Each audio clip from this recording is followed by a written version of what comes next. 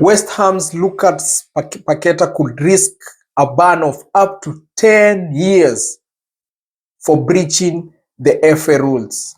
Stick to the end to learn more about this news.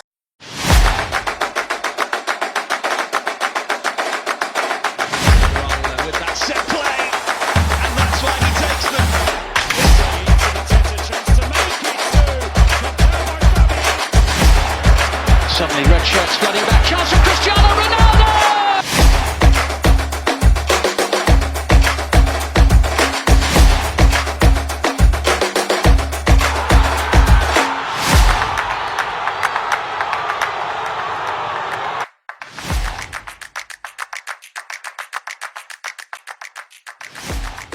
On Thursday evening, there were multiple reports reporting that the FA in England has charged Lucas Paqueta for breaching the betting rules, for breaching the E5 and F3 FA rules.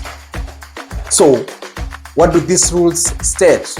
According to the FA, and I read a post by the FA on their website, the player has been charged with 4 breaches of FA Rule E5, one in relation to his conduct in the club's Premier League fixtures against Leicester City on 12th of November 2022, Aston Villa on 12th March 2023, Leeds on 21st May 2023, and AFC Bournemouth on 12th August 2023. It's alleged that he directly sought to influence the progress, conduct, or any other aspect of or occurrence in these matches by intentionally seeking to receive a card from the referee for the improper purpose of affecting the betting market in order for one or more persons to profit from betting. Lucas Paqueta has also been charged with 2 breaches of FA Rule F3 in respect of alleged failures to comply pursuant to FA Rule F2. The player has until 3rd June 2024 to provide a response to these charges. So immediately the FA released this report, and it was reported by various media outlets. Lucas Paqueta went on social media and was quick to provide a response. In the response, he has promised to fight with his everything to clear his name from these particular charges. But this makes me wonder, why would the FA per se charge a player if they are convinced there's not much evidence? To me, for the FA to release such a report, it means they've got sufficient evidence to charge Lucas Paqueta. And there is no way, I can't see any chance of Lucas Paqueta surviving or winning this case against the FA, because these games that they have highlighted, and when you watch these videos, the Leicester match, the Aston Villa match, the Leeds match, and the AFC Bournemouth, on occasions that Lucas Paqueta received those particular yellow cards, you would somehow suspect that the FA are absolutely right to believe that that was intentional. But given the inconsistencies in the Premier League this season, not only amongst the officials, but also the VAR, you can almost suggest that this is just a tip of an iceberg. This makes me even think the worst possible scenario, that these cases are going on in the Premier League. Because in the last 1 year alone, we have had the case of Ivan Toney.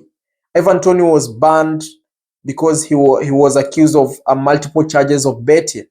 Same applies to Sandro Tonali, whom Newcastle had just signed from AC Milan. And today, we are seeing the case of Lucas Paqueta. And this case of Lucas Paqueta did not start yesterday, did not start today. Before the season started, during the last summer transfer window, there were rumors or news that Manchester City were interested in signing him. But immediately the Man City learned about these pending charges, they withdrew their interest. And probably they would renew their interest this summer. But now, with this particular news, with the blow that Lucas Paqueta has faced, probably Manchester City are gone, and probably they'll never come back for this particular player. So for these football players of the playing in the highest professional level, What makes them to fall into this, I'll call them cheap, to make such cheap moves? Because this kind of moves, this kind of behavior jeopardize the integrity of the game. The Premier League has had a reputation of being the best league in the world, according to most people, arguably the best league in the world. And there's no way that you can have the best league in the world, yet there are players who are being accused of sport fixing. That is absolutely unimaginable. The sport fixing and match fixing are happening around the world in smaller leagues in some other countries, but you cannot expect that from any of the elite teams from any of the big five leagues in Europe. But for Lucas Paqueta and probably what Ivan Toney did, for these particular players to do whatever they have done, whether Lucas Paqueta is guilty or is innocent, assuming he's guilty, because as I said earlier, the FA must have enough evidence for them to release such a report. If he's guilty of such, Lucas Paqueta has been working so hard for him to reach the levels that he is playing today. For him to come all the way from Brazil, playing Lyon, now in West Ham, and probably having some bigger clubs like Manchester City scouting him, it means he has done so much. He has put in so much effort. He has put in so much hours of hard work. But then four instances where you lose your head, or probably greed comes in. You forget about the hard work that you have put in. You forget about your professionalism. You forget about what is at stake. And misbehave for just a few seconds of madness will cost you the entire career. Because if he's guilty, he could face a maximum, he could face a ban of up to 10 years. 10 years, and he's 27 years now. That means the ban will be over when he's 37. Probably by then it will be bye-bye for his career. So for football players to come to this extent, I'm trying to understand what could be the main reason. What is that factor? Is it because of money? If you're talking about money, the football players, being a football player is one of the most lucrative careers around the world, especially in the Premier League and the caliber that Lucas Paqueta was playing. He's a star player for West Ham. He's a star player for Brazil. If it's fame, he's got the fame. If it's money, he has got the money. What would make such a player fall into such cases? And it's not once, not twice, not thrice, 4 times. And these are just the ones that have been pinpointed. What about the others that maybe people thought it was natural? Because don't forget about his statistics this season. He has been quite good in making tackles. Lucas Paqueta's recovery of the ball has been good. And there have been cases where he has made tackles, challenges here and there, not only for when playing for West Ham, but also when playing for Brazil. You remember there was a match between Brazil and England where he had a yellow card. So it's been part of his game to make those particular tackles, and maybe in one way or in one or two cases get booked. So how genuine are these bookings? Forget about the ones that the FA have highlighted and pinpointed. What about these other ones that we think they are natural? And forget about Lucas Paqueta. What if this is a trend amongst other players?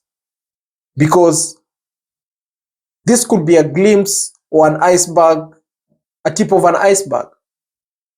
This could be could just be an expression of the rottenness, the level of rottenness that exists in the game today. Because not only about players, also the decisions that have been made. The FA should also investigate the decisions that have been made, some of the decisions. You see, Nottingham Forest released a report or a statement after they felt their decision went against them. And in that statement, they were kind of implying there's some sort of match fixing or some sort of match irregularities that went on in that match. What if they had a point?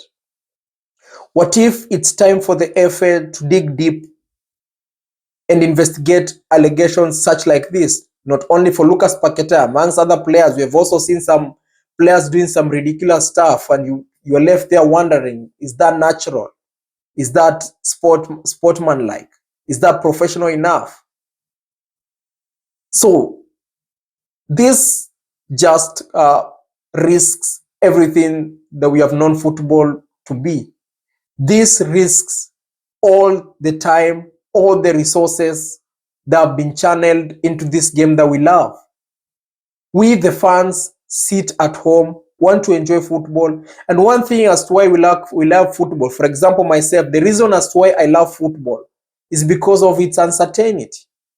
Because in football, you don't, in as much as there are favorites and underdogs, anything can happen. Like yesterday, most people expected Atalanta to lose against Bayer Leverkusen, but they won.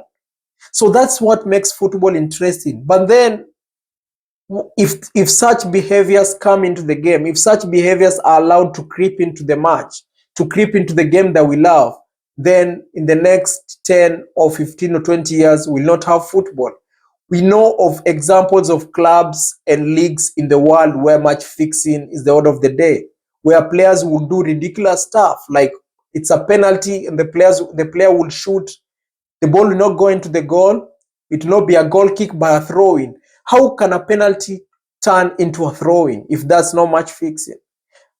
I'm not saying that the Premier League or the top 5 leagues will stoop to this level, but this is a concern.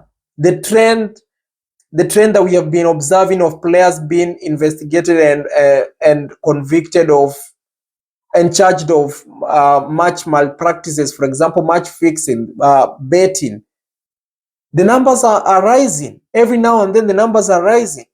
Is it because of the role that we have allowed the betting companies to play in our football? I understand betting companies have got significant roles in our football. They are sponsors. You find some teams are sponsored by these betting companies. Does that have any correlation with the behavior that we are seeing today? And if so, what can be done in order to save the game? Because if we continue with this particular trend, then we are losing our stars. And if we're losing our stars, then our emotion for the game is carried away by some few characters who are driven by greed. Everything that these players have been putting in since they were young will all be thrown into the bin simply because of a yellow card that probably somebody misbehaved in for 5 seconds for short-term gains. For players, I know they are trained and they have trained to be professional. And for you to play at that very high level, anybody, any young child, any young footballer today would pay absolutely everything in their life to see themselves on the TV playing for the big clubs like West Ham, play for the big clubs like Brentford, play for the big clubs like Newcastle. But then why do these players who are in these positions, players who are living their dreams, most of them, players who are living other people's dreams, because most people dream of playing in these particular leagues and in these particular clubs, what is that thing that makes them do the unexpected? What's that factor? What is that motivation? What is the reward that they're getting apart from the financial reward that they're getting from just deciding to be unprofessional? This is something that the FA needs to dig deep. It needs to investigate more instances, more cases, not just this season, not just last season, deeper into the past. There have been instances that players have been behaving in a way that is suspicious, not just in the FA, not just in England, but also in other countries. For example, in Spain, we have had cases of match fixing. There have been clubs and coaches and players who have been charged with match fixing. This is a problem that if it is not investigated and dealt with now, it is like a cancerous cell that has just started growing in our football. And if it is left to grow, then our football will die.